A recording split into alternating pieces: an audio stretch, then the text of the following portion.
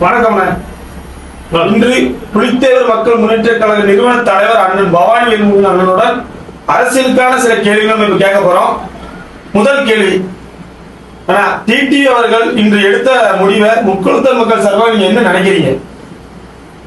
முக்குளத்தூர் மக்கள் சார்பாக புலித்தேவர் மக்கள் முன்னேற்ற கழகத்தின் தலைவர் என்கிற முறையிலும் என்டிஏ கூட்டணி தலைமை வைக்கின்ற தமிழ்நாட்டில் தலைமை வைக்கின்ற எடப்பாடியை கடுமையாக எதிர்த்து வந்தவன் நான் ஒருவன் என்பதை இதில் பதிவு செய்து கொள்கிறேன்.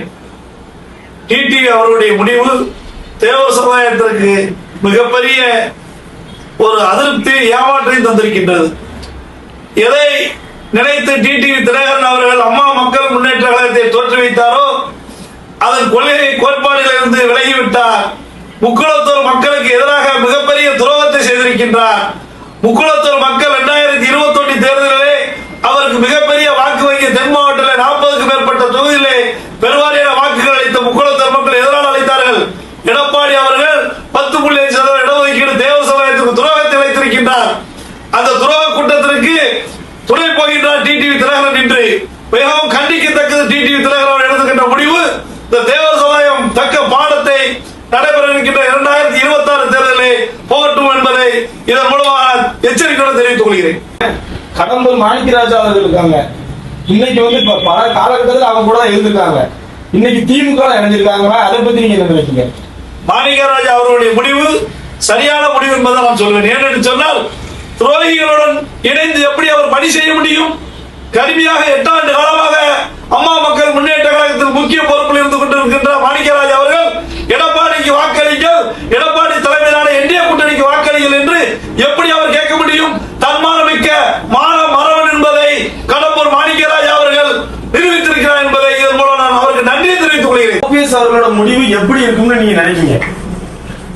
ஓபிஎஸ் அவருடைய முடிவு காலம் தாமதித்து வருகின்றார். அவர் மிகவும் காலம் கடந்து அவர் எடுக்கின்ற முடிவு அவருக்கே தவறாக போகின்றது என்ற சந்தேகம் ஏற்படுகின்றது. ஏன் என்று சொன்னால் அவருடைய இருந்த மிகப்பெரிய நம்பிக்கைக்குரியவர் அனைவரும் வெளியேறி கொண்டிருக்கிறார்கள். இன்னும் நீங்கள் மௌனம் காப்பதே. அந்த ஓபிஎஸ் அவர்கள் தீர்க்கமான முடிவு எடுக்க வேண்டும்.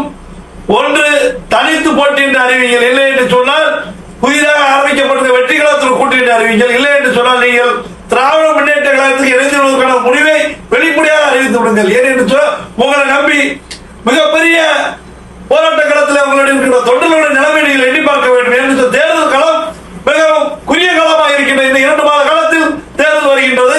அண்ணன் ஓபிஎஸ் அவர்கள் நீங்கள் மௌனம் இருக்க காரணம் என்ன? நீங்கள் மௌனத்தை கலைக்க வேண்டும். மிகப்பெரிய ஓட்டு வங்கி உங்களுக்கு இருக்கின்றது தென் மாவட்டத்திலே. எந்த அளவுக்கு அம்மா மக்கள் முன்னேற்ற கழகத்திற்கு ஓட்டு வங்கி இருக்கின்றதோ அதே ஓட்டு வங்கி அண்ணன் ஓபிஎஸ் அவர்களுக்கு இருக்கின்றது. நீங்கள் விரைந்து முடிவெடுக்க வேண்டும் என்று நான் சார்ந்த புலித்தேவர் மக்கள் முன்னேற்ற சார்பாக உங்களை கேட்டுக்கொள்கிறேன். 2026 நம்மளுடைய கட்சி புலித்தேவர் மக்கள் முன்னேற்ற கழகத்தோட வழி நிலைப்பாடு எப்படி இருக்கும்? புலித்தேவர் மக்கள் முன்னேற்ற நிலைப்பாடு நடைபெற இருக்கின்ற 2000 சட்டமன்ற தேர்தலில் முக்குளத்திற்கான மிகப்பெரிய ஒரு அங்கீகாரம் பெறுகின்ற வகையில் எங்களுடைய நிலைப்பாடு இருக்கும். பிப்ரவரி மாதம் 22ஆம் தேதி நடைபெறுகின்ற நெல்லையில் நடைபெறுகின்ற மாநாட்டில் மிகப்பெரிய ஒரு தாக்கத்தை தென் மாவட்டத்திலே அதுவும் திராவிட இயக்கங்களுக்கு மிகப்பெரிய தாக்கத்தை ஏற்படுத்துகின்ற விதமாக எங்களுடைய மாநாடு அமைய இருக்கின்றது. அந்த மாநாட்டில் முக்குளத்தூர் மக்களுக்கான உரிமைகளை வென்றெடுப்பதற்கான டிஎன்டி ஒற்றை சான்றிதழை தேவர் அரசாணை போன்ற எண்ணற்ற கோரிக்கைகளை அந்த கூட்டத்தில் நாங்கள் வைக்க இருக்கின்றோம் என்பதை இதன் மூலம் தெரிவித்துக் கொள்கிறோம். மிகப்பெரிய அரசியல் இயக்கங்கள் எல்லாம் எங்களை திரும்பி பார்க்கின்ற வகையில் லட்சம் மக்களை திரட்டி மிகப்பெரிய மாநாடு புலித்தேவர் மக்கள் முன்னேற்றம் நடத்த இருக்கின்றதை இதன் மூலம் தெரிவித்துக் கொள்கிறேன்.